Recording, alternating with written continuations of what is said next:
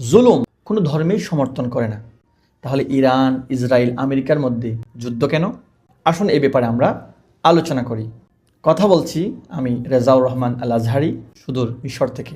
আজ পৃথিবী থেকে বড় একটা সত্য হারে যেতে চলেছে, তা হচ্ছে যে কাজ অন্যায়, যে কাজ পাপ, তা শুধু ইসলাম ধর্মে নয়, ইসলাম ধর্ম যেভাবে এই কাজগুলোকে অনুৎসাহিত করা হয়েছে, ঠিক তেমনিভাবে প্রত্যেক ধর্মেই এই কাজগুলোকে অনুৎসাহিত করে এবং নিষিদ্ধ করা হয়েছে। যেমন কারো ওপর জুলুম করা, অন্যায় করা, মানুষ হত্যা করা, চুরি করা, মিথ্যা বলা, সেই কাজগুলো যেমনিভাবে ইসলামে নিষিদ্ধ, সেই কাজগুলো প্রত্যেক ধর্মেই নিষিদ্ধ। যেমন আমরা সম্প্রতিকালে একটা ভিডিও ফুটেজ আমাদের সামনে এসেছে, আমরা দেখেছি সোশ্যাল মিডিয়াতে।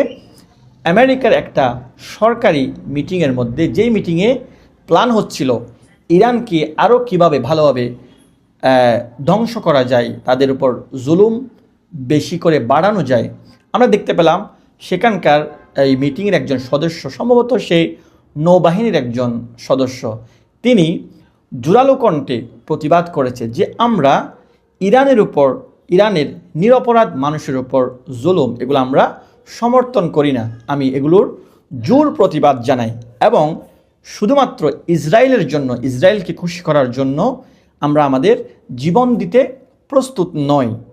সেই কথা বলার সাথে সাথে তারা তাদের এই বন্ধুকে, তারা তাদের এই মিটিংয়ের সদস্যকেও এক প্রকার জুলুমের শিকার করেছে এবং তার উপর জুলুম করেছে। আমরা সোশ্যাল মিডিয়াতে এভাবে দেখতে পেয়েছি।